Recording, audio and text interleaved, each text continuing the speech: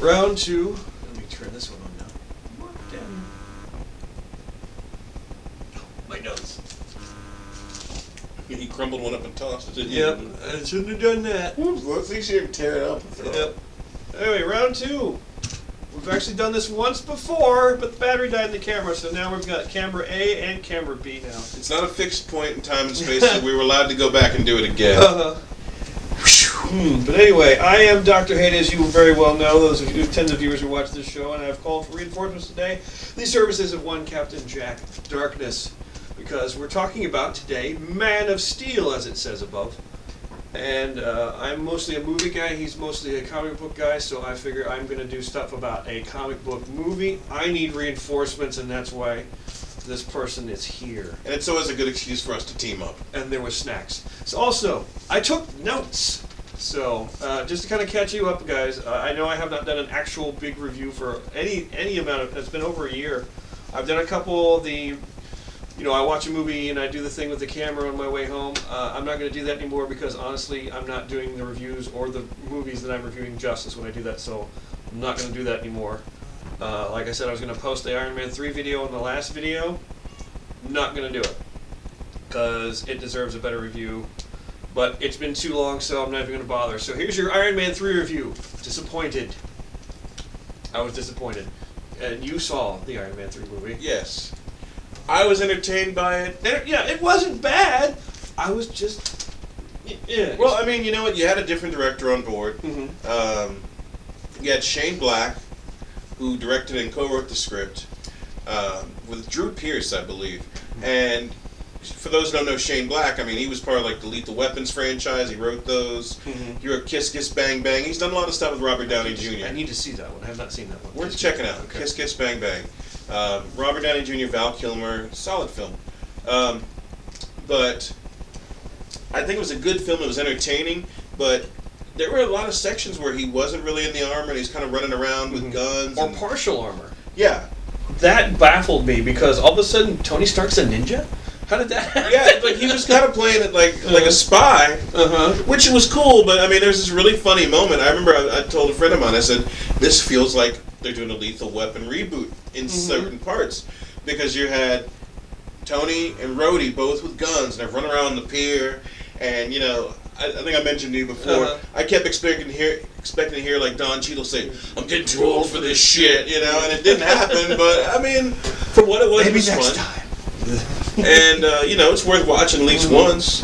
Bring popcorn, you'll be okay. Yeah, don't expect, I mean, but you got to remember, too, with a lot of these movies, don't expect deep, meaningful stuff. That's not what they're there for. Iron Man 1 and 2 weren't that deep, but honestly, they were better movies than the third one. They fumbled the ball, I believe, in my opinion. So, but anyway, that's not why we're here. Right. We are here because we happen to get, you happen to get, advanced screening tickets for Walmart premiere night of Man of Steel. Woohoo! I'll go make special ticket. Yes. And, so even the people who are going to the early midnight showing, we saw it before they did. Yep. So, woohoo! Yay. Thank you, Andrea Sweezy. You are an angel. You're a lifesaver to get us some tickets. Yeah, much love. So, so yes. So, yay! Special ticket. Special ticket. Special shiny ticket. I got a golden ticket. And that was the ticket. But first off, let's talk about the previews. Okay. The first preview we saw, like I said, I took notes because I really want to do this right. The first preview we saw was the sequel to The Hobbit, the Smog, something about Smog or whatever. I don't remember. I'm going to call it Hobbit 2. And about the Hobbit 2. If I had only talked correctly, this stuff would go a lot easier. But nothing wrong with a trailer from any kind of Lord of the Rings, anything, because they've got all these tasty bits to choose from. You saw the first or haven't seen the first? I have not. Okay. I know everyone's seen the animated features. Like when I was a little kid, I remember seeing those, and they were kind of weird. I mean, some creepy characters in it, Yeah. but it was entertaining. It was a good story, I thought. The thing is, now that we've got the prequels to The Hobbit, prequels to Lord of the Rings, which is The Hobbit, everyone, of course, is going to compare them to the Lord of the Rings trilogy, and to me, I was bored by it. It's a 3-hour movie. It's over 3 hours. So, and this is and it was more kid-friendly, apparently, so at least how they were presenting it. So, I don't know that I would take a child, though I've heard of people who did and they were fine, but I don't know if I would take a child to a 3.5-hour movie. Wow. With lots of stuff going on. But the trailer looks awesome, so who knows? I thought it was a good trailer. Mm-hmm. Having not seen any of I haven't even seen Lord of the Rings movies, so. Lots of, really? Really? I have the extended versions. I Okay. will let you borrow those. But, Be prepared to spend about 4.5 hours per, because these are the extended versions. Yeah, you're gonna take a couple of days. You're gonna take a day just to get through 2 so of like a them. bedpan or something, I don't Yeah. know, so I want to go straight through that. Do like the astronaut girl that went and put the diaper on and drove cross country. Yeah, there you go. But the highlight, at least for me seeing the Hobbit trailer, was Ian McKellen, who I think Sir Ian McKellen is a great Yes. actor, and of course seeing Sylvester McCoy, who, for those who don't know, he was the 7th incarnation of Doctor Who. So for me, that was entertaining to see just that brief glimpse of like, oh, that's Sylvester McCoy! Holy smokes! And coincidentally enough, he plays one of the grand wizards of the Lord of the Rings world, which of course everyone knows about Gandalf. Gandalf the Grey, who became Gandalf the White, and Saruman the White. All the grand wizards have colors associated with their name, and your guy, Sylvester McCoy, he is, I can't remember his name, but the Blue. Like the TARDIS. I could be, who knows? Anyway, he keeps a bird under his hat, a live bird under his hat, in a nest in the first one. And there's like bird shit coming down the side of his face. Yeah. It's not gross or anything, but it's like, yep, that's bird shit, And he kind of goes like this, takes his hat off, and the bird goes, whoop, whoop. He puts his hat back on and does his thing, So that was kind of weird. Yep. Makes you think of Portlandia. It's like, put a bird on it! Oh, boy. Anyway, the second preview was a movie I am looking forward to immensely, being a giant robot fan. Pacific Rim. Big, and this was a different trailer than I'd seen before, so this is kind of cool. Had you seen anything? I don't know if I showed you Pacific. Yeah, you showed me the trailer. There was another trailer a while back that wasn't as detailed as this one. I mean, the one I saw was a lot shorter, and it just had I think it had like the robots rising out of the water, and right. You really weren't sure what the hell was going on. This one explains it. You've got some aliens coming out of the ocean, well, from a dimensional rift in the ocean, and they're just running around. They're like Godzilla size, just tearing up cities. And so mankind, of course, has to defend themselves, so they get the giant robot armor.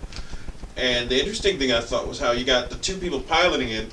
They have their brains are synced up, and so they're doing all their movements in tandem to move the robot and to fight these creatures. It looks like it's going to be fun. Right. I'm looking forward to seeing how they explain. I'm sure it's to make the piloting of the robot either easier, better, or more, better for combat. But I'm curious as to see how they explain why they have to do that. So something to look forward to is the explanation, at least just for that. Plus, any fans of Sons of Anarchy out there, the main character is our boy, who is the main character of Sons of Anarchy. So look forward to that. Charlie Hunnam. Yes. Yeah. And I saw Idris Elba too. Yeah. And he's he has one of the other trailers, not the one that played, but he's like got a katana. So he's like in a dojo fighting the other Asian chick, just sparring with her. So that's kind of cool. So yay, Pacific Rim. Also, the name Pacific Rim. If you were just to walk up to someone and say, "Hey, what do you think about this movie Pacific Rim?" Does that tell you anything about the movie at all? Nothing. Nothing. Be more descriptive in your titles, people. Yeah, I mean, because Robots Attack, or the name of the aliens are called kaiju, which is the throwback to kind of the Godzilla monsters, Mothra, Godzilla. They're all those monster movie monsters are lumped into what they call kaiju, and this is kind of a reference to that because we've got robots fighting basically Godzillas. So But see, I mean, because you know what, you could almost think Pacific Rim might be a porno film, or it could be Pacific Rim job. Ouch! Yeah. Good thing we passed this. Yes. So yeah, and another thing though, something that we saw that we know other people aren't going to see, because the Walmart premiere thing, because we were in the special thing, we got a preview of the movie before the movie, which to me was a little bit distracting. Don't do that. Don't show me about the movie I'm about to see before I see the movie that I'm about to see. That's a little too much foreplay. Just, it's a little over the top. I mean, it's great that they, said, oh, you had Henry Cavill, thanks for coming, Zack Snyder, thank you. It's like, okay, leave it at that, and then let's move on. Like, we don't really need some behind-the-scene pics to distract us. My notes were Superman? Yeah, right. And under that, masturbation. That was my notes on that, because it was just basically them wanking off and going, look what we did, we're so awesome, which, whatever, but still, it's, no, but those were the previews. Usually there's a lot more previews. I'm glad there weren't. Yeah. I hate going to movies and, the movie's supposed to start 7:40. You don't actually see the film until 7:45. Actually, no, more like 7:50. Right. Because you've got like all these trailers after one after the other after the other. Not to mention you got the little condescending, please silence your cell phones. Right. Please no talking in the theater. Here's the exits. Like, yeah, we know. Come on. Most people have been to the movies at this point. It's understood. It's kind of like how it's almost universal now. Everybody knows that if you type in all caps, it means you're shouting. Unless you're like elderly, you're not gonna know that, or you're going to know that if you're not like an elderly person. Yes, but thankfully not as many previews, so we were spared the traditional Rob Schneider or Adam Sandler movie crap that they've come out with this year. Thank you for not coming out with movies this year, or did they? I don't care, because they suck! Anyway, they're probably very nice people, but stop making movies! But anyway, on to the Man of Steel, which, by the way, this thing, like I said, I took notes, so this is going to be spoiler heavy, but not like you can really spoil this story because it's the Superman story. Everybody knows how Superman came about. It's like the Batman movie. Everybody knows. You can't really spoil the Batman movie. That's the funny thing about this movie, because all the articles that came out talking about spoilers of the movie were basically just saying, oh, well, there's going to be, Well, the trailers spoiled it because we see Zod, we see Machine, yeah. we see, You see the big Kryptonian ships, You see a little bit of fighting. Now, the very first trailer didn't really show you a whole lot of anything. No, that was kind of cool. And it looked like just some independent film, like something you'd see on IFC. But until at the very end, you just see that little bit of Superman streaking off into the sky. Yeah. But I got to bring this up now. All the tie-in merchandise. Was anybody else see any of the tie-in? I know you saw it. Yeah. A bunch of, like the Gillette and the car. I think Toyota had a tie-in. I know. Gillette, Hardee's, Twizzlers. Twizzlers was the big one. The ones I saw the most of, because they were like, Was Dr. Pepper? Yeah, Dr. I think so. Pepper. There's something about Twizzlers and heat vision. Okay. Yeah. No, Twizzlers did not give you heat vision. Even the National Guard got in on the action. Yeah, the Army was like, it was the National Guard, but the whole thing with Gillette got me mystified, because we were having this discussion. Superman doesn't use a razor. Superman uses a mirrored piece of his ship and his I-beams to shave, because, obviously you can't shave Superman's whiskers with a regular razor, you break it. So, no, Gillette, no. Yeah, it was kind of weird, because they to ask all these different people. They asked Bill Nye, they asked Kevin Smith, and they asked a few other people. I missed that. I saw that, but I missed it. Yeah, they're all posted online, so if you get a chance, check them out on how would Superman shave, and I think even Kevin Smith mentioned in the comics, at least, as far as comic eras go, it was post-Crisis on Infinite Earths Superman that John Byrne kind of rebooted the character. Superman, again, you were saying, used a piece of metal from the ship and heat vision to zap off his whiskers. And if there was anybody else in the room, like Lois was there and he hadn't told her about his a secret identity yet, he'd take an electric razor, turn it on, and set it on the shelf so there'd be a sound. Right. You know?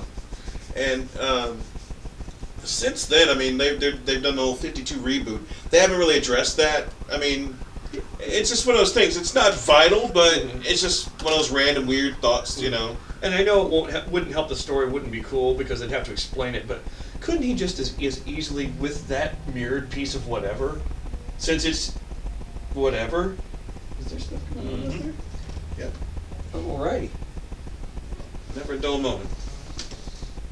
Hope it's not us they're coming for. We're safe. Uh-oh. So if they burst through the door. Yeah. Thankfully we're on camera. But anyway, Yeah. couldn't he just make his own razor blade? And just, you know, it's not like it's ever going to go dull. Right? I mean, you can fly up close to the sun, soak in some rays, and maybe burn off the stubble. But that's just my random thought for it. You know, but you got to do stuff for story. Yeah. You know, plot must go. But like we were saying before, everybody kind of knows how Superman's supposed to pan out. So the big spoilers that had been given out in articles and random things online have been mostly the appearance of like LexCorp products in the film. And that's just background minutia. Yeah. That's not part of the story. That's not massive. I mean, don't get me wrong. A lot of people are going to go, "Hey, where the hell's Lex Luthor?" Because I remember that was my first thought. But I'm sure that's going to be somebody that'll pop up in the sequels, and hopefully they'll get a really cool actor. You know, maybe an American actor. I mean, I don't know why they keep. Rosenbaum. Yeah, bring Rosenbaum back. There you go. We want more Rosenbaum Lex Luthor. Because you know what? They had a couple Smallville actors in this film. You were telling me. One of the scientists that pop up this expedition, an assistant to Professor Emil Hamilton, was actually Professor Emil Hamilton in Smallville. And then one of the Kryptonians, who's like a scientist that you'll see in the movie, that draws blood from Superman, played an aged clone of Lex Luthor. So it's like... I've seen people do that in movies before. They're like, let's pull in as many people. Like the movie Blade Trinity, they had a running bet. How many people can we get from the movie A Mighty Wind to be in our movie about vampires? Yeah. And that's what they did. They're like, this is the cast of as much of the cast of The Mighty Wind we there could were at get least in 3 or 4 actors, I think, from that project. So yeah, because I'm one of the weird guys. I will watch like the comments. Oh, one of the best movies to watch the comments on, the first Resident Evil movie, because it's Mila Jovovich, Michelle Rodriguez, and the director, and they're having a blast talking about the movie that they made. It's awesome. So watch that. Watch Resident Evil with the commentary on. So. And then there's as far as commentaries go, I would also say check out The Rules of Attraction. They have a guest commentator on one of the audio tracks, and it was Carrot Top. Now, I know it sounds crazy, but I've never heard him be so funny. It was like picking apart this movie, you know? Right. But it's worth checking out. He's actually a comedy genius. The thing is, he's just known as a prop comic. And man, we're getting away. Yeah. We're off track. Anyway, so let's... Spoilers. Yeah, spoilers. Like I said, the only big spoilers were the LexCorp items. Like there's a LexCorp building a couple times throughout the film. There's you see LexCorp on the side of a oil tanker. You see LexCorp trucks. It's there. And then there's a scene where you see a satellite in space. And I think it's in Wayne Industries, so it's kind of a nod to Batman. So those are the big spoilers that were released online, but really aren't telling you jack no shit. Yeah, no post-credit scene, so you don't have to sit through the credits. Yeah, as soon as the end, get out. Yep. So and everyone was talking. There's going to be a Wonder Woman crossover. No Lies. Martian Manhunter. No, they were lying. Nope. No. Just a second. Yep. So anyway, spoilers coming. So if you don't want to go see the movie, I think it's great. But after this, there'll be spoilers. Lots. So here we go. Superman is born, literally, at the beginning of the movie. The opening scene is Kal-El being born out of Mama. Yeah, Lara is... Like, it's a close-up on her moaning, and you'd almost think if you weren't realizing you were the Superman movie, you might have thought you might have caught the wrong film, and you're going to traumatize the children, but no, she was giving birth. There was a row of 8-year-olds in front of me in the seats, and I'm oh? they're like, what's going on? He sounds like the movies Daddy likes to watch. Oh boy. But yeah, so I was thinking they were gonna, just as soon as I thought, wow, they're lingering on this way too long, they actually cut away from it. He's actually pouring it out, and then they go in. It's almost a jump cut to Jor-El in the Kryptonian Council, and they're talking about, excuse me, because everyone knows as part of the thing with Superman, his planet blows up. So, and this is of course the throwaway lines to I was kind of curious to see where they were going to go as far as how they're going to blow up the planet this time. Right. It's been Brainiac a couple times, hasn't it? Yeah, and some of the interpretations, Brainiac has been part of the destruction of Krypton, and others it's just an unstable planetary core. This go around, the way it's explained is that they were tapping the planet's core to as its power source. Yeah, they're out of resources, so the only place they could go is the center of the Krypton. And in doing so, it's created this chain reaction, this instability, which is going to lead to the planet being blown up. But God forbid, as they've done in all the other different interpretations, despite Jor-El being a member of the Science Council and an established genius, they think he's a crackpot when he says that the planet's going to blow up and everybody's going to die. Nobody listens to him. The only scientist addressing the council on any scientific issue that we've ever seen. So obviously he's got some sort of cred to get there in the first place. And they're like, nope, we don't believe you. This is obviously some sort of fantastic story that you've made up just... No! Why do you never listen to Jor-El? He even suggests that they just get everybody off planet and go somewhere else, more inhabitable, but they're not trying to hear it. And of course, by the time he's in the middle of the great debate with the council, General Zod comes in and wrecks the place with his crew. He's staged a coup. They kill one of the council members with like some really high-tech plasma-looking rifles, which was awesome. Yeah, very great special effects. Not that someone getting killed right in front of you was awesome, but the way they did the explosions and everything, lots of plasma splash and dust everywhere. Dust. Yeah. Lots of dust through the whole movie.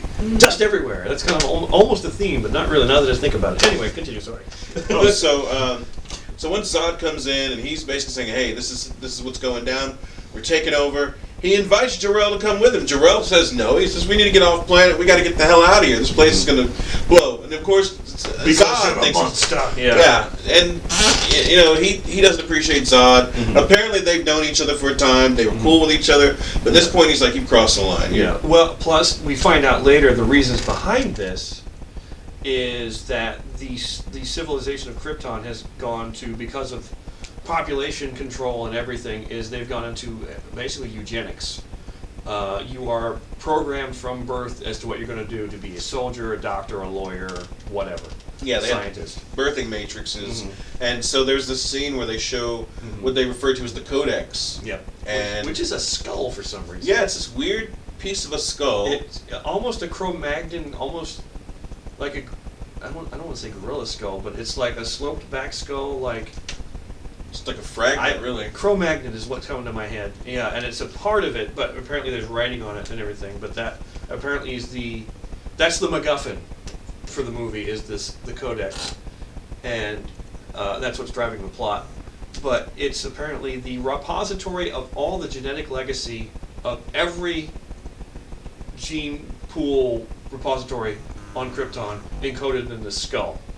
Could we have not used a flash drive? Yeah. Now that I think about this, whatever happened using the crystals, and the old stuff was always a crystal. Plus, you got the little robots flying around. Yeah, too. Could have been they had the little drones. Yeah, and it was kind of interesting. They had a drone that was there at the birth of Kal-El, and the drone was named Kellex.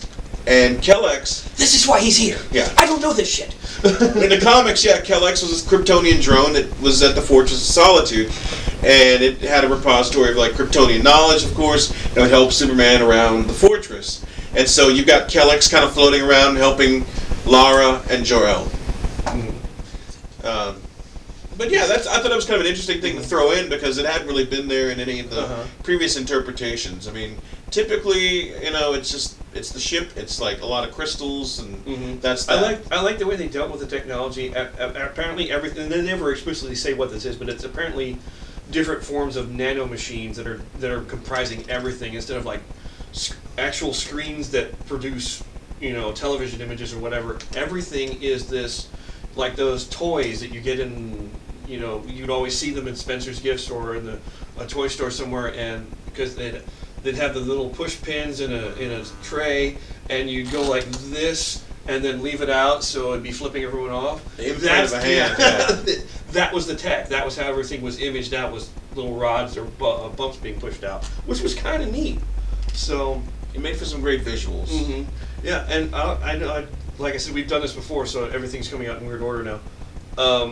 The actual Kryptonian look for the movie, the way they did everyone's costumes, and you said about like the medieval feel. Yeah, I mean everybody seemed to be wearing like layered types, monochromed armor, mm-hmm. and it reminded me, like I was telling him, of like Chronicles of Riddick. Yeah. But it was like this definitely the intricacy of it and the way that hey there kitty guest toast. Yeah, the way the layout was, it almost the design and everything, it almost made me kind of think of like something sort of like H.R. Geiger might have done. Mm-hmm. But they definitely established a very alien feel. Like mm-hmm. Krypton is nothing like Earth. The technology is nothing like Earth, mm-hmm. and they make it a very good point to differentiate that, and you see it. It doesn't even really have to be said. You just see it. It's so different and so foreign, mm-hmm. but definitely entertaining.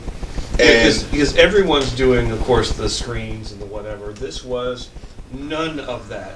In fact, as I mentioned before, the look was monochrome, and that's usually a bad idea because a lot of people don't know how to pull that off. The thing is, the way they did it was everything had this kind of awesome texture to everything, like the pushing out of the monitor screens and not being monitors but being this little thing. Like when he was talking with his wife as he's breaking out, which we'll talk about that in a second. Yeah. Instead of showing like her, like how we talk on a video phone or whatever, video screen, or like you're watching now, seeing an actual image of it, it was the buttons and things pushed out images. Mm-hmm. Forming the face instead of a screen. So that was nifty. Emergency food supply, ladies and gentlemen. Yes. One of our guest hosts. But anyway, Jor-El busts out. Yeah. I think Zod kind of walks away and deals with something and just leaves the soldiers, or does he actually bust out with him there? I can't remember. The funny thing was, like, I think he told them to like capture Jor-El. Oh yeah, they said take him away. Yeah, and okay, they said take him away. He's walking down the hall, and mind you, going back to what we just said about everyone having a genetic legacy, is like these guys are soldiers, these guys are scientists. Well, he's being led away by soldiers. Jor-El is the head scientist. He kicks their asses. Yeah, he's like boop boop boop boop boop ninja, and it's over. It was awesome. This is not scientist behavior, in my personal opinion, but I don't know. It made for great. A nice little action beat right in the middle. All of a sudden, Jor-El kicking everyone's ass. That one of the interesting things about to show Jor-El being a badass and sort of take charge kind of guy, mm-hmm. establishes that this is in Kal-El's blood, mm-hmm. and also one of the interesting things about the birth was how they had their child naturally, whereas everybody else they're growing babies in the Kryptonian Matrix, mm-hmm. and there's the fundamental difference between Zod and the House of El. Was we need to get back to this, and there's the schism, and there's the reason for the conflict between those two. Yeah, and you turn out later Zod sees the very existence of Kal-El as a insult to the legacy of Krypton. So that's why throughout the story, which we'll talk about later, but Jor-El's a badass. He does. He fights off all these people. He hops onto this dragon-type creature, mm-hmm. had like 6 legs and 4 wings, and it looked like some kind of crazy. He's mm-hmm. riding this puppy. Mm-hmm. He like beats up Zod's soldiers and gets back. It reminds me a little bit of like, remember this god awful Star Wars prequels, Phantom Menace or Obi-Wan jumping on the lizard and running off. Yeah, there you go. That it kind of reminded me of that kind of the getaway there with the lizard. Only that lizard didn't have wings. But in this instance, basically you've got Jor-El. He's wanting to get back to his home because they need to get baby Kal-El off planet because he knows shit's going to be going down soon. Despite even the fact that Zod and the Council don't believe him, and that there is a coup, he's like, this has to happen. He gets back there, he has a debate with Lara about it, and he basically breaks it down to her. He's like, hey, this is our legacy. We will live on through him, so this has to happen. Where we're going to send him, he's going to have powers. Also, and it gives it away at the beginning, but you later kind of get it explained to you. It shows him breaking down the codex and implanting it, genetically speaking, as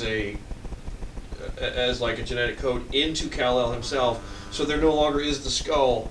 Kal-El is the codex. Right. So his escape from Krypton is a twofold purpose: to save his son and to save, even though he didn't agree with it, to save the genetic legacy of Krypton and to give Kal-El a choice later on what to do in life. Which is something they never really went into in the comics. It never went that deep. I mean, every once in a while you'd have these moments where, like, maybe Jor-El was, sort of a man of action, but this was the most I've seen him really assert himself, as far as, cinematically anyway. And again, in the comics, same thing. Jor-El was typically sort of like this aloof scientist. In this, he's a very passionate man. He's very driven, and of course, he knows the society's on its way out, and his child has to be saved. So by the time they've got the kid loaded up in the ship, Kal-El's ready to be sent off, Zod busts into the place, and Zod and Jor-El have a serious knockdown, drag-out fight. It's awesome! Yeah. I love Russell Crowe. I realize in real life he likes randomly punching people in the face, but I still love him as an actor. Master Cabinner, Far Side of the World, one of my favorite movies of all time. Go see it. Anyway, yeah. Jor-El! Yeah. Jor-El goes hard. Hands Zod his ass! Which, once again, it got me like, this is a scientist. And he's kicking the military leader of the entire, I almost said Klingon, Krypton armed forces, the baddest of the bad. Yeah. And he gets his butt stomped. And Michael Shannon, I got to give him props because this interpretation of General Zod is a lot more menacing. Notice, did you get the Caesar cut that kind of that spoke to your brain and says, by the way, I am an evil dictator. Right. He had he had the Caesar cut going. He had the high collared armor. He was just very authoritative and demanding, or commanding more than demanding. But he demanded to be commanded. I demand that you will be commanded. Yeah. Exactly. But very intimidating. I mean, he just had this presence, this aggression. Whereas don't get me wrong, Terrence Stamp, I remember him playing General Zod. It's still in my head. I thought he was great. Yeah, he was insisting people kneel. Like I remember seeing those movies and like as a kid thinking they were great, and it was an interesting interpretation of Zod. When I saw them as an adult, I thought, you know what? You could probably go to any leather bar in a large metropolitan area and see a guy just like that, And so in watching it as an adult, I kept expecting Zod to take out a riding crop and hit Kal-El, Kneel before Zod, Well, that was fashions of the 70s. It was, yeah. So that's different. And now they're in body armor and it looks badass. Yeah, he's pissed, and everyone looked good in this film. And even though Zod got his ass kicked by Jor-El, of course he's going to get the last shot in, pops a blade out of the wrist gauntlet, and knifes him. Pops a sharpened rod, which, by the way, once another Russell Crowe movie, Gladiator. Yeah. Same thing happened. Rod in the side. Wow. And basically that eventually turns out to be what kills him. So Russell Crowe gets poked in the side by rods. A lot, apparently, his characters do. But yeah. And as soon as Jor-El got taken down, Lara, of course, makes sure the Kal-El's sent off, and goes to be with her fallen husband. The council apparently stopped the coup. Zod gets arrested, and he and his cohorts are getting banished to the Phantom Zone. Of course, not long after this, Krypton gets destroyed. Now, the interesting deviation that I saw here in this film is the fact that Zod normally got sent off and would vow to get revenge, if not on Jor-El and his heirs. That was pretty much established. Yeah. If not on you, on your... Yeah. Exactly. This go around, it's like he killed Jor-El. So, it's like the parents aren't getting wiped out in the explosion. Jarrell's dead. I mean, and so all of a sudden you got a little dash more of tragedy to the hero to be that is Kal-El. Yeah, this is the guy, and he finds out later that this is the guy that killed his dad. Yeah, one of his dads, because he's got two in this movie. which both happen to have been Robin Hood, Kevin Costner and Russell Crowe. Ah! Yeah, I know. I almost swear Hollywood plans this shit out sometimes. They're like, let's get two Robin Hoods, man, you know? But the weird thing that we did notice, they froze Zod and his cohorts and put them in these weird phallic ships and sent them off into this giant ship to be put in the Phantom Zone. Seriously? And it's a bunch of them, too. It shows them getting frozen from the front, but then they do this wide back shot kind of in a diagonal angle to show that there's a bunch of them, and from the angle they shoot it at, it looks like a bunch of penises with balls. Yeah, big sitting on this ground, and then they launch! Big Kryptonian dildos launching up into the sky. We're in the theater. Into this big womb ship clasping down and shooting off in the Phantom Zone. Yeah, it was just like... It was hentai. It was just really... Yeah, it was like tentacle porn for a brief moment. This happens, and me and him both look at each other in the theater and we're like, penises! How did anyone not notice this before this movie was released? Yeah. No. Someone was asleep at a bunch of wheels on that one because that Which would explain why Zod was so pissed off when he woke up. Because I'm in a giant dildo! I've been trapped in a penis, a big frozen penis. Revenge! So, immediately after like destruction of Krypton, we're back on Earth. Actually, you see the ship of baby Kal-El coming to Earth and landing. And you see it go over where the Kent farm is. And of course, there jumps...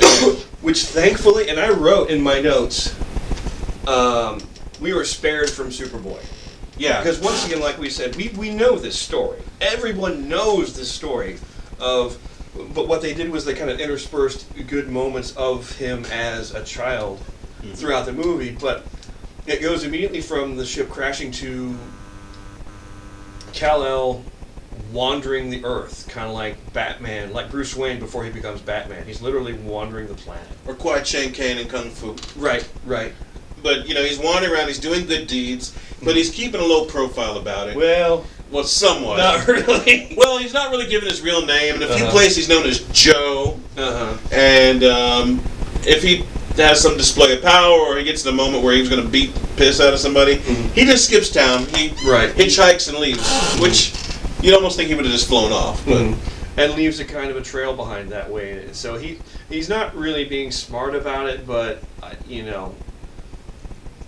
In his way, he's trying to avoid conflict and trying to keep it on the down low, but it's sort of not working. Yeah, I mean, and the fact that this is a modern story, it's told in a modern era, in the information age, it's really hard to get away with anything now. My next note was powers evolved as a child. Yeah, there was an instance where he's sitting in class as a child, and his powers finally, like, they kick in, and all of a sudden X-ray vision hits, and he's looking through the skin and skulls. His super hearing and supervision both kick. X-ray, supervision, both X-ray and supervision, and his hearing comes in all at the same time. So he's bombarded by sensory overload.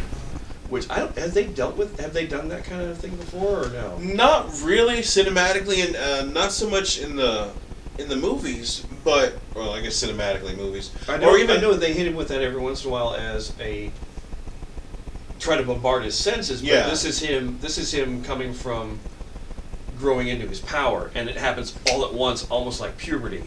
I mean, there was a dash up in Smallville where like he would develop a new ability. I think like during the first few seasons, he'd get a new power and would have to kind of focus and learn how to use it properly. In the comics, not so much, but it did remind me of another Superman script that came out years ago that was never produced, where there was a moment where he was pretty much like the kid who was the ultimate outsider, and that's really the angle that they're pushing for in this film. He doesn't fit in. He doesn't really know his place, but he still wants to help people. He still wants to do the right thing, and that's the really compelling part about it. Because I mean, you know, if this were not a Superman story, if this were a different character, a different person who had the same upbringing, by Ma and Pa Kent, Mm-hmm. you'd have a monster on your hands. You'd have a villain. Right. And not that he doesn't make mistakes. Like he gets like one of the incidents, he gets accosted by he's like being a busser in a restaurant, and some guy basically he comes to he defends a girl's honor who's getting basically harassed by a customer, and he steps in and the guy dumps a beer on him and throws a beer in his face and whatever. So he just basically he almost goes off on the guy, but the girl who he rescued at the time just says no, leave it. And there's this funny moment And where he leaves. He takes off his apron, puts it down, and walks out the door, and he is gone. Well, sort of. Yeah, well, the lead into that, though, there's a moment where this guy dumps the beer on him talking crazy, and he tries to shove him, and he doesn't budge. He just bounces. Like, the guy kind of ricochets off of Clark, and the guy just, And normally in an action, on a beat like that in a movie, you'd see kind of a dawning realization on the guy, but this guy isn't affected by it. He just kind of clangs off Superman's chest and keeps going. Yeah. Without stopping, other than going, He turns to walk away, and this jerk takes the beer can and hits him in the back of the head with it. He leaves, goes outside, and then, like, you think he's done.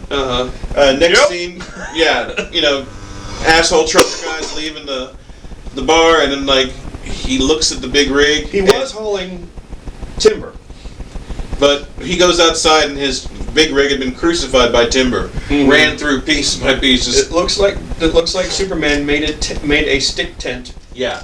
With the truck as the tent, and there's redwood sticking through this poor guy's truck, and he barely reacts. He's like, huh. How do you like react he sees to that? this every day. It's like, Not again. fuck. And of course, Clark's like on the side of the road, like, yeah, I'm He's out right here. here. Yeah, he's gone. Oh man, but yeah. But I noticed a lot of times through this beginning, there's lots of close-ups as far as like how Zack Snyder's doing his direction. Lots of close-ups on things, like he close up on a hand, close up on the doorknob that because Clark runs as he's going sensory overload. He runs out of the classroom and into a closet. Right. And there's a close-up of the doorknob, and there's a close-up of. They didn't do a lot of facial close-ups except on maybe Zod. Couple But times, I noticed there were a lot of close-ups on things was a big theme, at least in the first act. But it seemed like, too, when you're dealing with something crazy that's going on in space, and of course in the later part of the film, you've got a lot of big action, big sky shots. So it's like it's like any good drama, you're starting small and building. Right. And so you have these very intricate moments, and I noticed a lot of this was shot as sort of a documentary combat photography type style. A lot of it was shot in that. So, I'm sorry, go ahead. Well, I mean, it was solid cinematography, and there was just this instance where, Clark his super senses overloaded him. He rushes into that closet. The teacher just thinks he's going nuts and goes to check on him.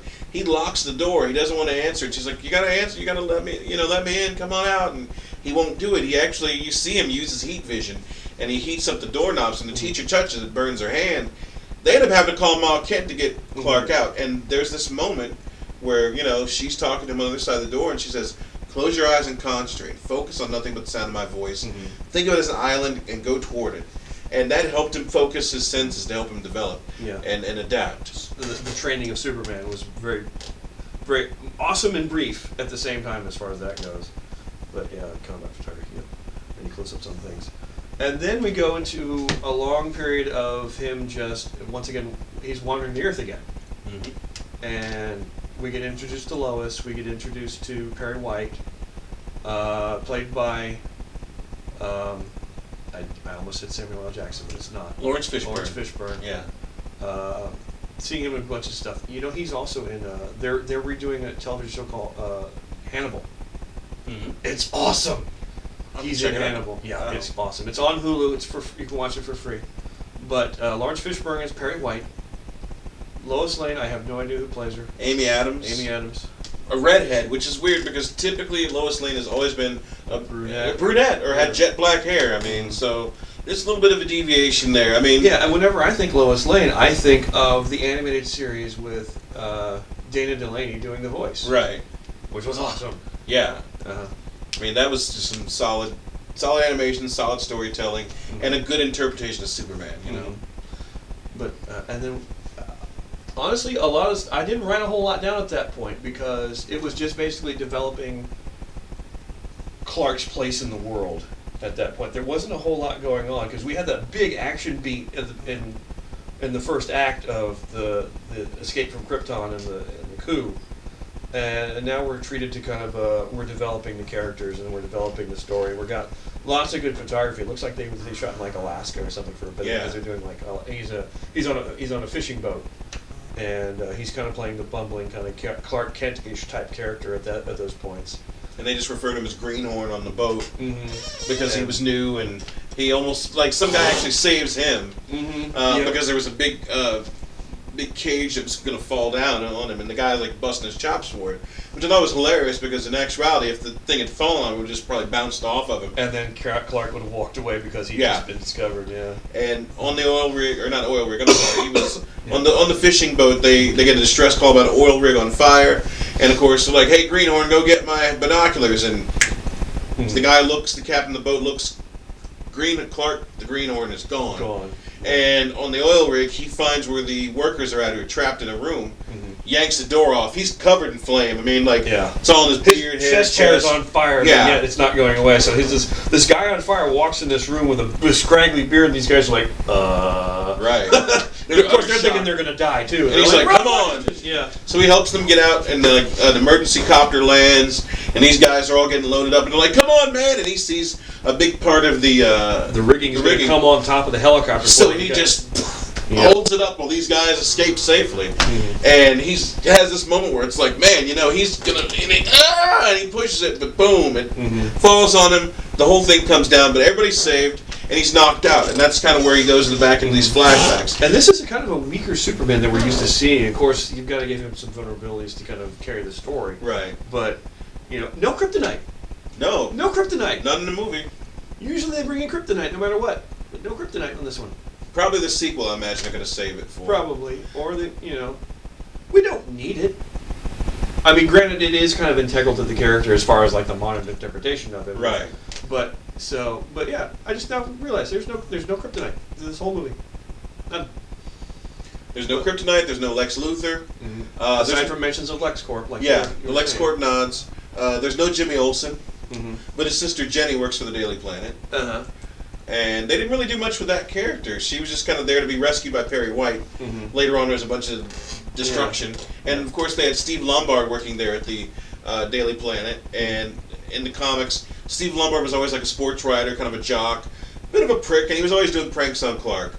But at this point in the story, Clark does not work for the Daily Planet. Right. At all. I mean, he's finding himself. He's doing his thing. Just out in the world doing his thing. Yeah, and Lois kind of hears these. The whole thing of Lois's involvement is she keeps hearing these stories about this thing, or that keeps happening, where people getting saved in this guy and whatever, kind of the lone traveler that never gets, that always disappears. So she's kind of following the story, and that's how she's introduced it. She's pushing the story to Perry, and Perry's like, nope, we're not going to write about aliens. Yeah. So because she ends up actually going to an expedition where they weren't sure there was something that had been found, but they were very tight-lipped about it, and somehow she ended up getting some legal action done to where she was able to go and check this stuff out. And of course, the military people there are accommodating to her, but they're pretty salty because obviously they don't want her there. Yeah, it's because they captured it. They don't know what they got. Right. So there's this thing in the ice. It turns out it's an alien spacecraft, and it's Kryptonian. It's been there from an earlier expedition because, as they establish later and earlier on in the movie, is that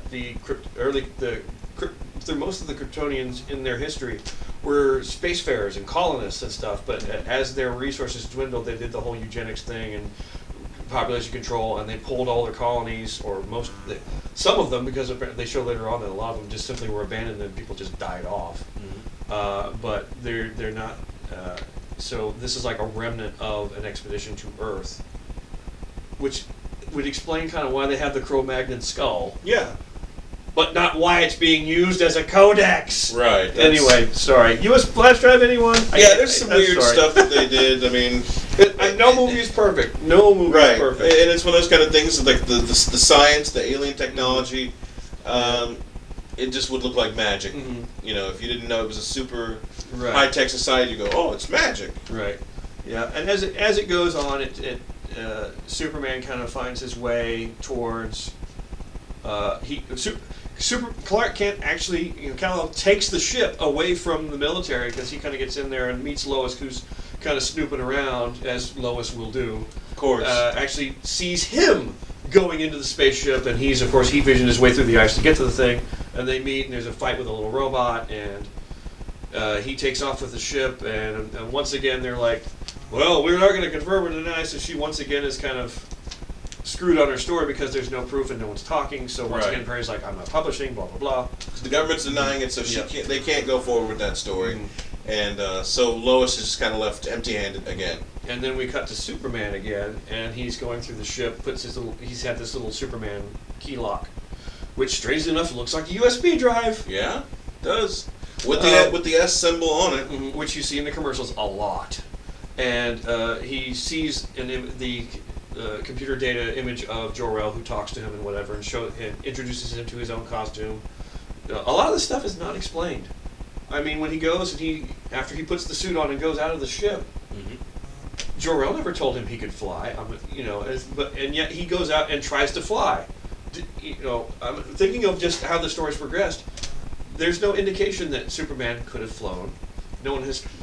Jor-El mentioned nothing about him being able to fly, and yet he goes out and his first action is to try to fly. But I think also the fact you had Jor-El basically saying that he had this ability because he wasn't from Earth, right? And that his body was just had been soaking up with all the solar radiation, which gives him his powers. So he'd be able to do almost anything, and I think that's what really got Kal-El in that mode to like, hey, I'm gonna try to fly. Right. And of course, the first couple times he tries, he ends up just leaping.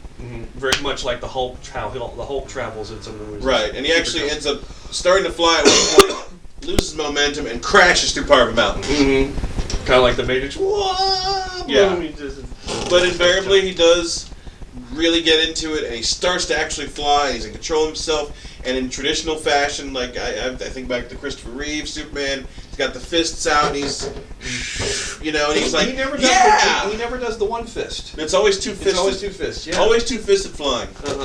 See, I didn't catch that. Of course, I would have looked, Christopher Reeve, the traditional Superman flying pose is one arm here, fly. That's Superman flying. Or sometimes he didn't do that. Or when he would do the two fists when he was really speeding it up. And then when he would stop, he would kind of rear back and then land. Right.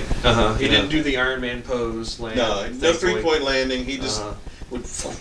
And every time he took off, it was always like boom, like a rocket. Yep. There was never like a gentle, I'm going to float off. He's even telling Lois at one point, please stand back a little bit. Yeah. A little more. And then boom, he's off, and there's a dust cloud.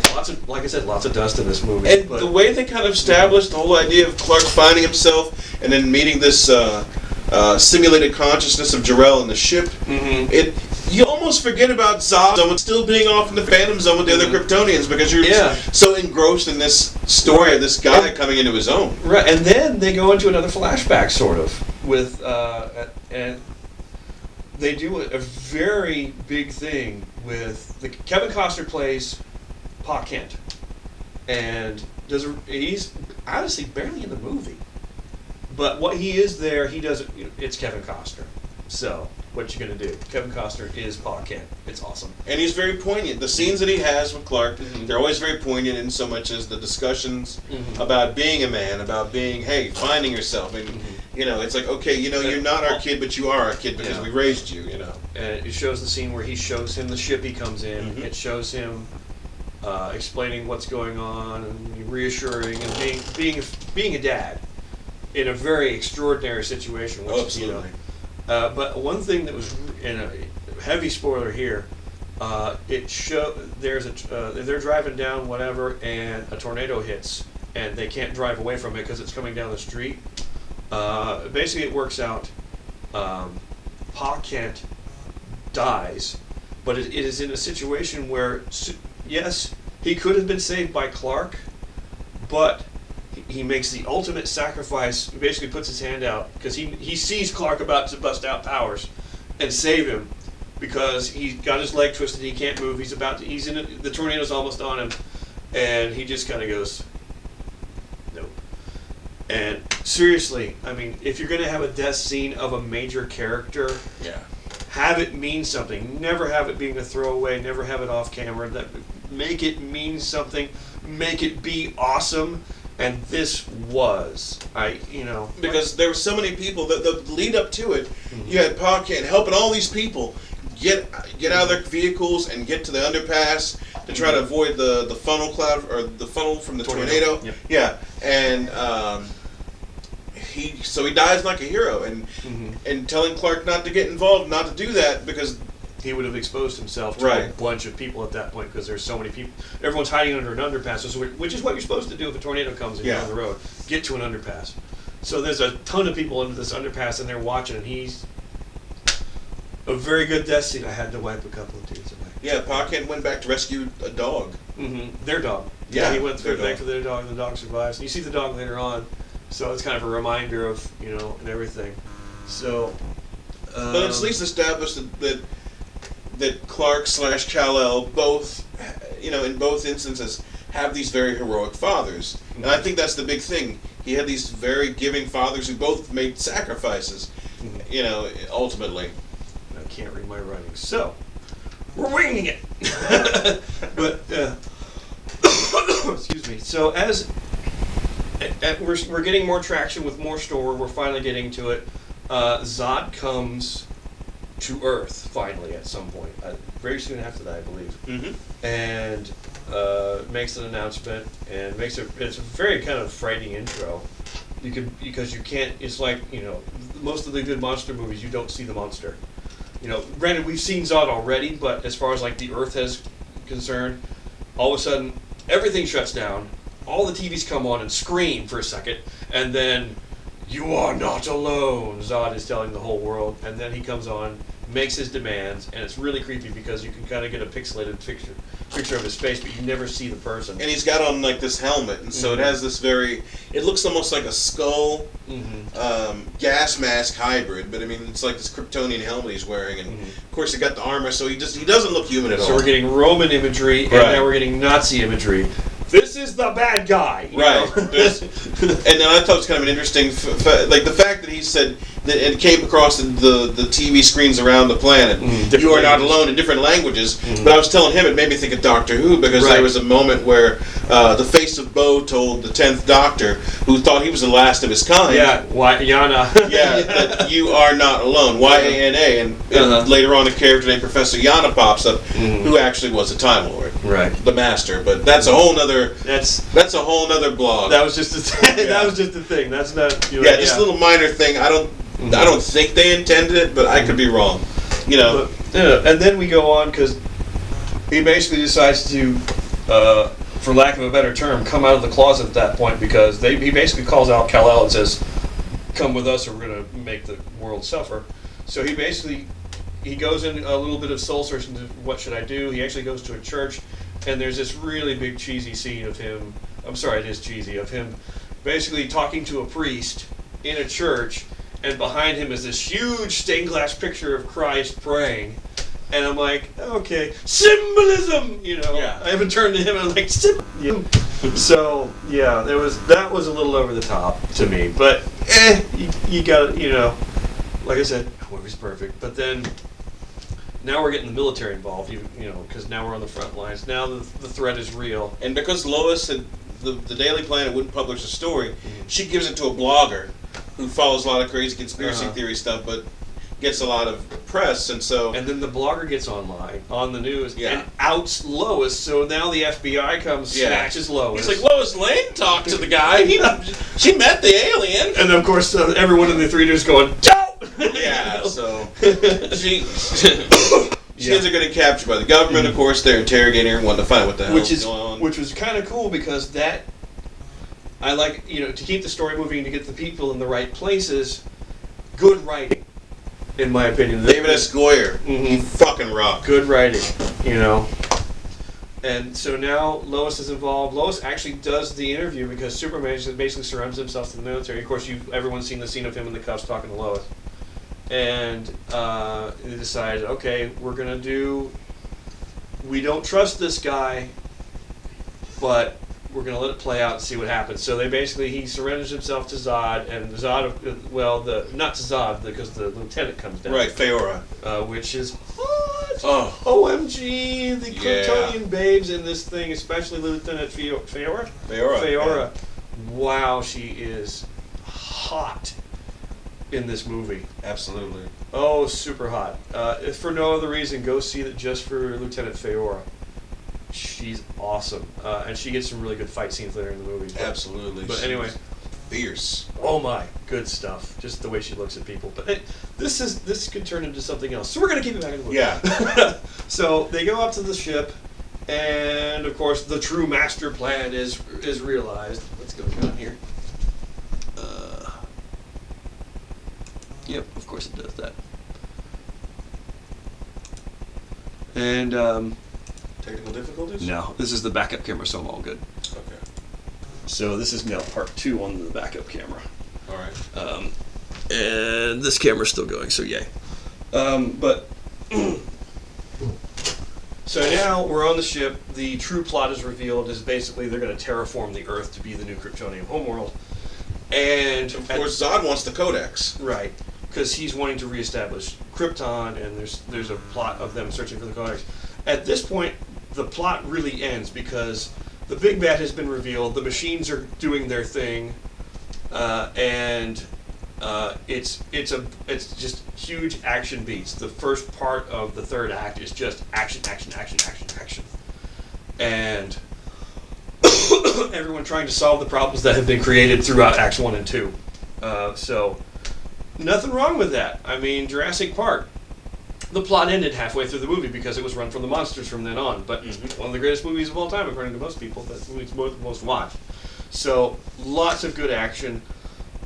A bunch of fist fights with Superman and because at first the army is like kill them all. Yeah. So they're shooting everybody, but eventually, of course, Superman's good nature and the fact that he saves a bunch of soldiers, including the guy in charge of the tactical force at the time. Eventually, they come to realize. But still, there was this huge scene of just this rousing fist fight of this big hulking Klingon. I keep saying Klingon. Kryptonian. God damn it! And Feora. He was playing Star Trek on that earlier. It happens. Yeah. It's a lot. It's free to play. Play it. So Feora and this huge Kryptonian, who I think was supposed to be Non, which was another of one of the Phantom Zone villains, at least in the comics, who was always big and didn't speak, and so they're both all armored up and they're fighting the army, they're fighting Superman. It's like this big, huge three-way battle where it's like he's getting into this knockdown fist fight with Feora, who basically says, "You're weak. We're the next stage of evolution because we're not hampered by morality like you are, so you're going to die." And plus the fact that Clark is not trained as a combat. He's never trained. At least they never show that he's a fighter of any type, other than he's just using his abilities. But these are soldiers coming after him, and it shows him getting his butt whooped quite a bit. He's getting knocked around. So you definitely can tell the difference between a trained soldier with Kryptonian powers and Superman who isn't. But he's used to his powers, Right. So it kind of offsets, and it's nice that through watching the fights, you get that. You get that this is going on, that never has to be explained, and once again, good writing, good way of handling the action of giving information to the viewer without having to say anything. Once again, good writing. I wanted to hate this movie. We'd be all, this crappy review, and we'd be all, this movie sucks! But no, it doesn't. It's really good. But yeah, I'm sorry. We're back. But one of the things, basically, it ends up, you've got military, they had an airstrike come in, you had tanks, you had all kinds of stuff, and Smallville got torn up in the process. Right, because they're going to get the, where they think the codec is in Superman's entry vessel, the little capsule that they sent the baby Clark to Earth in. Ma Kent gets kind of messed around a little bit. Yeah, Feora roughed her up a little bit, and Zod shows up and he's like, "Where's the Codex?" That's like the big thing. Like he's such a great character in this. I mean, he's just one of those villains, You're like, he wasn't cheesy. He wasn't over the top. he played. This was, if you didn't know any better, this is a military guy who's on the wrong side of the law as far as morality goes. Right. But he's doing what he thinks is right because no true villain ever thinks they're a bad guy. They think they're doing what they're supposed to be doing. They don't wake up and go, I am evil! They wake up going, how can I make my world a better place? I'm going to kill a bunch of people because they deserve to die. And later, that's what this guy is. Yeah, and then, I mean, and later on in conversations, like, that he has with Superman, he says, hey, I was born into this cast. I'm supposed to be a soldier. Mm-hmm. I'm supposed to safeguard Kryptonian life. Mm-hmm. You know, this is what I was born and bred for. You know, whereas... I mean, obviously this guy's lost his way at some point, but he's still essentially providing his function that he's been born into. So, in a way, it's kind of a, Charles Xavier, Magneto,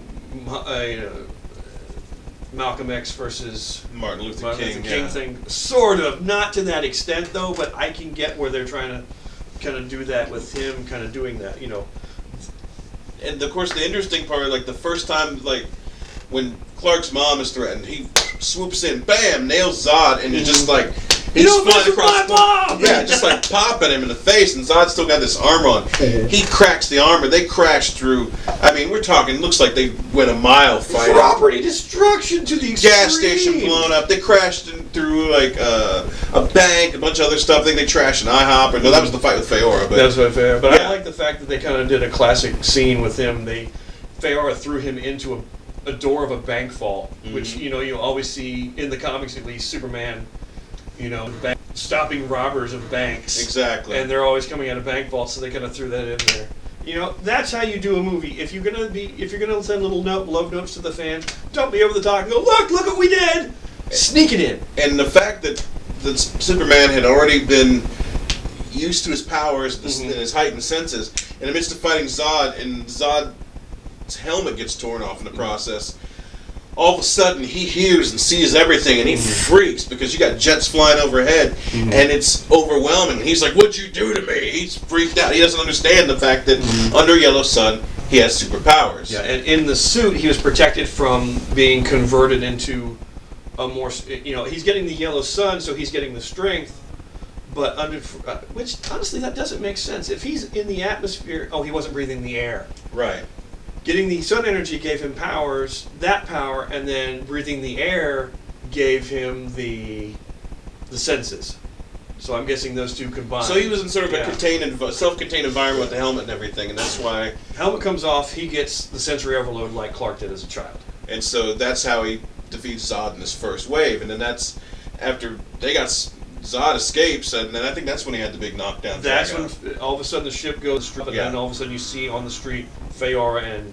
I think it was Non. They never say who he is, but... But he's this big, fuck-off Guido kind of guy. Yeah. And then that's the battle.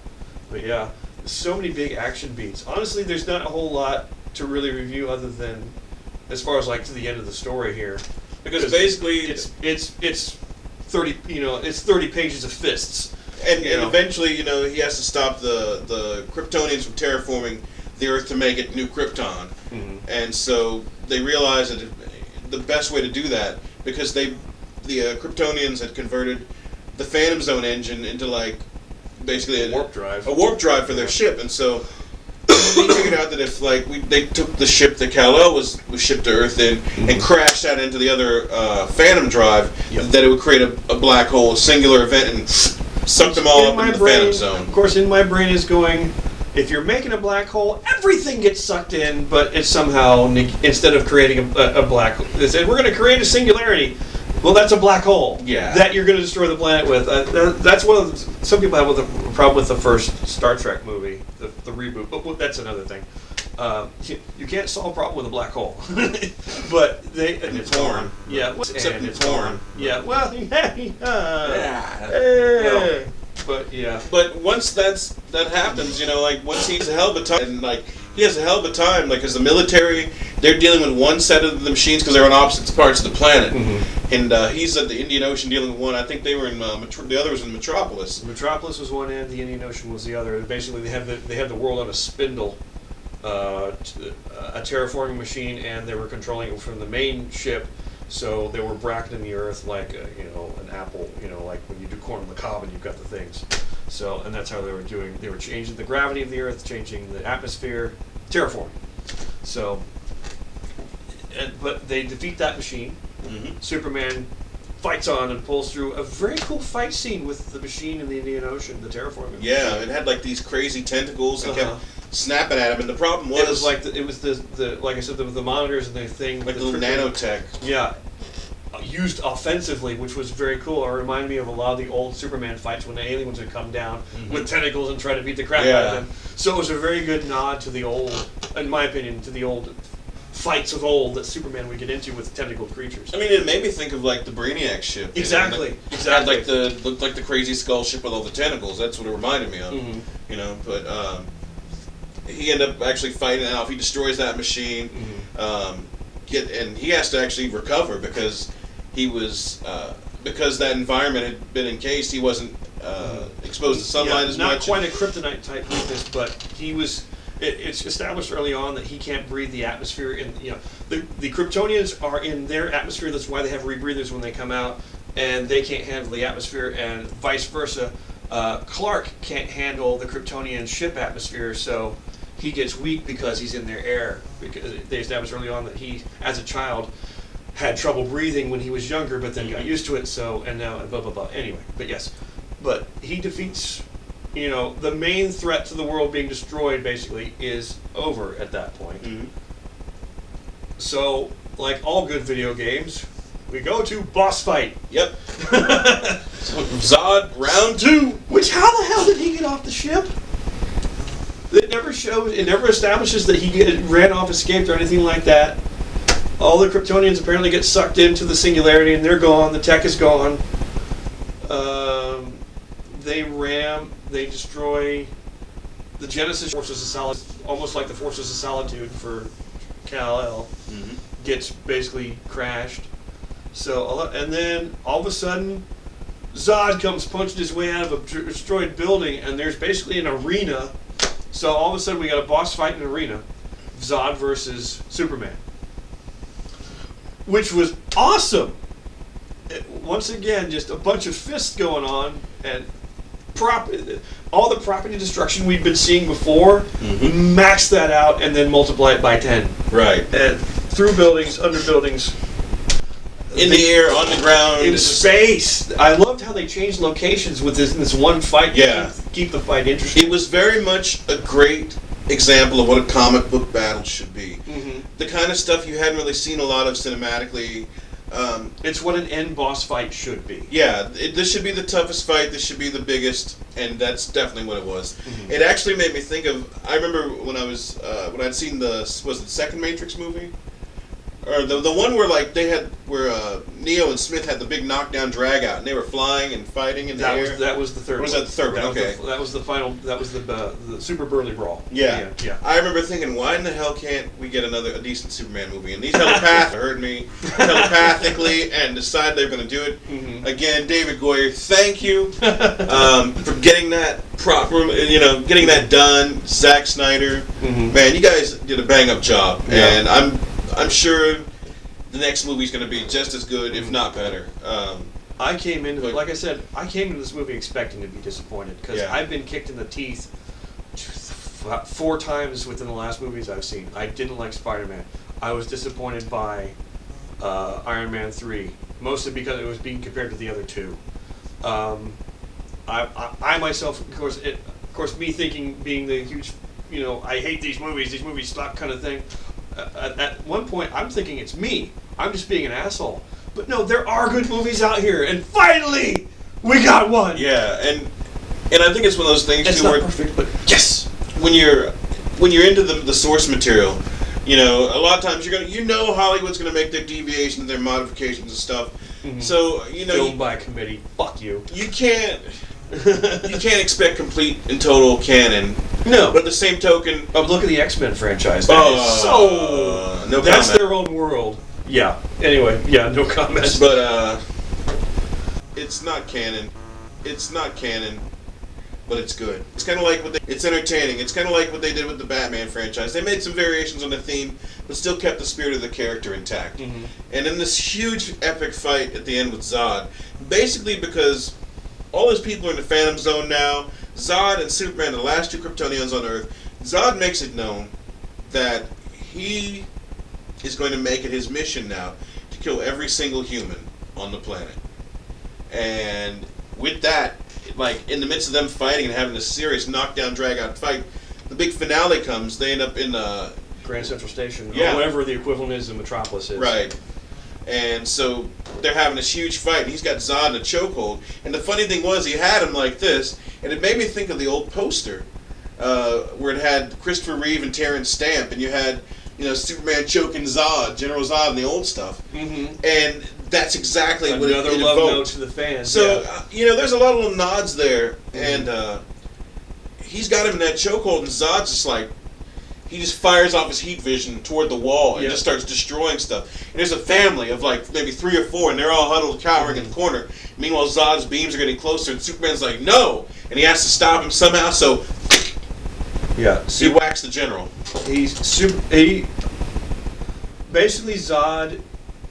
You don't really. I didn't pick this up until almost the end, but at Zod's mind near the end, right near the midst of the boss fight, Zod basically says, "I can't live like this." He has no purpose. And he decides to go for suicide by cop. So he basically puts Superman in a situation where he is forced to kill him, whether he wants to or not. Because if he doesn't, innocents will die. And which I guess is his only way, because knowing Superman as he does at that point, he knows this will hurt Superman. Granted, it's what he has to do, but he knows it's him copping out and yet striking out in the only way he can at the last moment. So there's several layers to that death. And the very first instance when I saw that, I remember thinking, what? Superman doesn't kill. Right. But I was telling him there was actually an incident in the comics which actually involved the Phantom Zone villains, Zod, Feor, and a third being Quetzal. And this was post-Crisis, pre-52 era. And of course, this is when John Byrne was still actually writing and drawing Superman. Superman encounters a Supergirl from another timeline or a different dimension, and she was actually called Matrix. She was a creature called Matrix, made out of protoplasm that took on the shape of Supergirl. She had super strength, flight. Play-Doh Supergirl, I remember her now. Yeah, and she had like telekinesis, invisibility. So she was actually almost more like Martian Manhunter, but she basically came to that reality to get Superman to help her fight off Zod and his cohorts in that universe. So they get there, and by the time they do, Earth's defenses are pretty much shot. The last few people left are Lex Luthor, Bruce Wayne, Oliver Queen, and a couple others that have like jets, fighter jets, and they're trying to stop the Zod and the others, and it's just not working. And they all end up getting killed in the process. And so Supergirl, Matrix, ends up getting blasted by all 3 Kryptonian villains, and it shorts her out, so she goes back to her protoplasmic state. The interesting thing that Superman finds out, in this universe, the kryptonite there does not affect him. Kryptonite finds a chunk of gold kryptonite. He lures them to like one last place, exposes them to it, and the 3 Phantom Zone villains lose their powers. And so he uses powers and he makes a big prison that was going to keep them locked up. And in the midst of doing so, locked up and comfortable for the rest of their lives. Right. There was food and stuff there for them. It's just they would not be able to interact with society anymore. Well, Zod decides he's going to give Superman a speech. And in the midst of this speech, oh yeah, like every great villain, Zod decides to let him know what's really going to happen. He's like, "You're going to do this, and you're going to go back to your universe," which is fine, because we will find a way to get our powers back. And when we do, we're going to find a way to get to your universe. And when we do, we're going to do exactly what we did on this. We're going to kill everyone, and you'll be the last one we take out.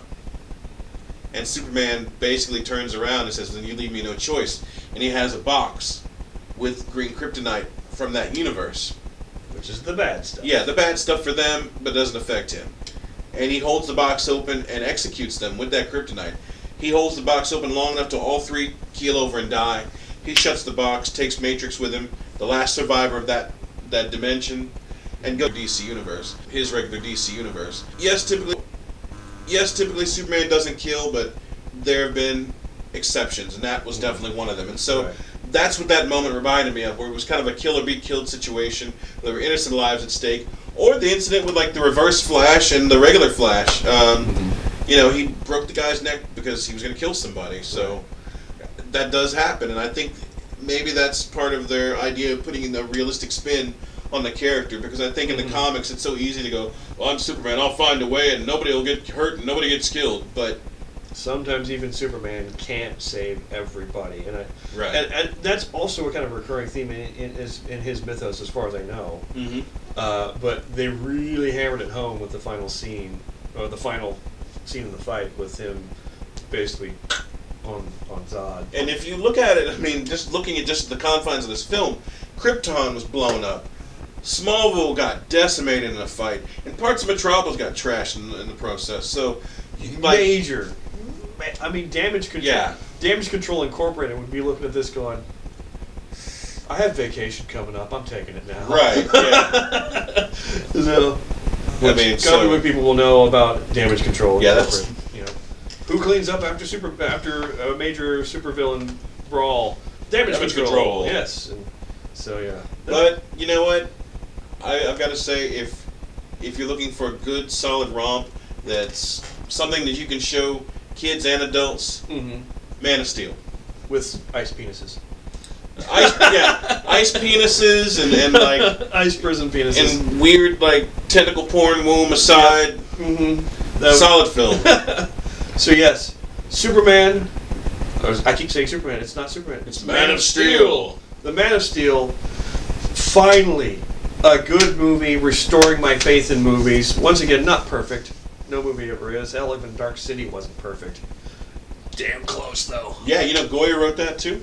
Exactly. That's why I was kind of enjoying the fact that he wrote this. I'm like, you know, the Dark City has been called nearly perfect film, and the man responsible for that movie wrote this movie. And it shows. And it was awesome. So, we gotta say, finally, folks, a good movie. Restoring my faith in cinema. Yeah. Good stuff. Go see it. Go see Man of Steel. And we're gonna do more. I know I'm gonna do more hate mails. I would love to have more of you on here as well. Hey, we'd love to see you. Hey, I'm down. So. Hate mail is back, I'm gonna say, tentatively. With a vengeance. With a vengeance. So, thank you for watching. Go see Man of Steel and have a good day, night, time of day thing. Bye. Take care.